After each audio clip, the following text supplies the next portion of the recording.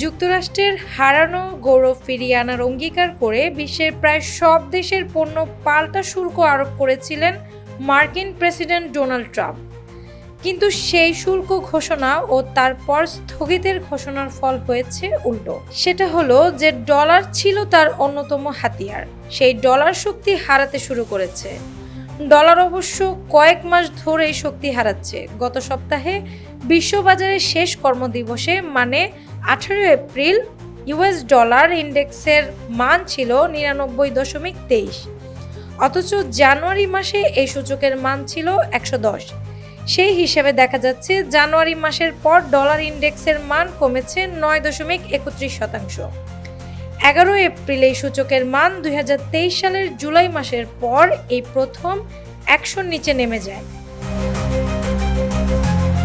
শুধু এপ্রিলের শুরু থেকে ইউরো পাউন্ডের সাপেক্ষে ডলারের দরপতন হয়েছে 5%, ইয়েনের সাপেক্ষে পতন হয়েছে 6%। 2 এপ্রিল মার্কিন প্রেসিডেন্ট ডোনাল্ড ট্রাম্প বিশ্বের প্রায় সব দেশের পণ্য পাল্টা শুল্ক আরোপ করার পর দ্রুত গতিতে শক্তি হারাচ্ছে ডলার।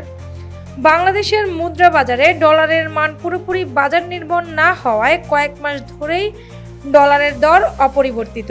যদিও একসময় টাকার মান কৃত্রিমভাবে ধরে রাখা হয়েছিল, এখন তা অনেকটাই বাজারের কাছাকাছি। কিন্তু পুরোপুরি বাজার নির্ভর না হওয়ায় যেটা হয়েছে সেটা হলো বিশ্ববাজারে ডলারের এই সাম্প্রতিক দরপতনের প্রভাব দেশের বাজারে পড়েনি। ভারতের মুদ্রা রুপির সাপেক্ষেও সম্প্রতি ডলারের দরপতন হয়েছে, যদিও কয়েক মাস ধরে উল্টো রুপির দর পড়েছিল।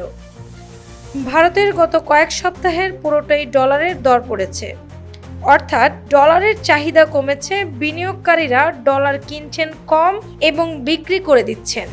বিষয়টি হলো ট্রাম্পের এই শুল্ক নীতির কারণে সামগ্রিকভাবে মার্কিন অর্থনীতির ওপর মানুষের আস্থা কমে যাচ্ছে, যার আরেকটি দৃষ্টান্ত হলো বিশ্বের সবচেয়ে নিরাপদ বিনিয়োগ মাধ্যম হিসেবে পরিচিত মার্কিন ট্রেজারি বন্ডের চাহিদাও কমে যাওয়া, যে কারণে সুদ হার বাড়াতে হয়েছে।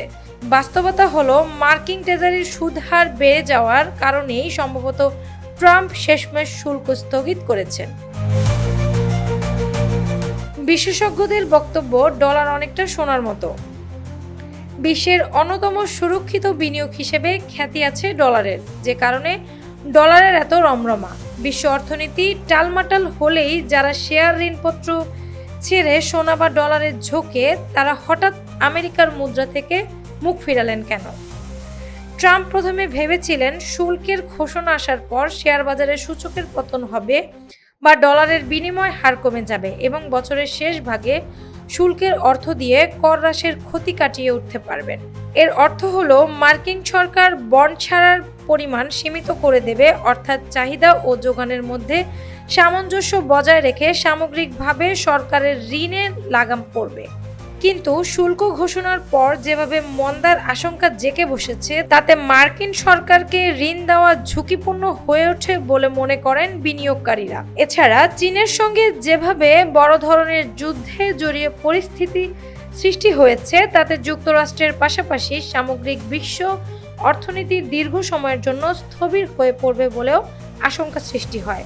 ট্রেজারি বন্ডের চাহিদা কমে যাওয়ার অর্থ হলো ডলারে বিনিয়োগ কমে যাওয়া, পরিণতিতে ডলারের বিনিময় হার কমে যাওয়া। এখন ঠিক তাই হচ্ছে। বিশ্ব বাণিজ্য বা সামগ্রিকভাবে যুক্তরাষ্ট্রের কেনাবেচা কমে গেলে ডলারের চাহিদাও কমে যাবে, তাতে পরিস্থিতির আরও অবনতি হবে বলেই শঙ্কা। অর্থাৎ ট্রাম্পের শুল্ক নীতি একভাবে বুমার্যাং হয়ে তার দিকেই ফেরত আসছে। এছাড়া আন্তর্জাতিক অর্থ লেনদেন ব্যবস্থা সুইফট পুরনো হয়ে যাচ্ছে।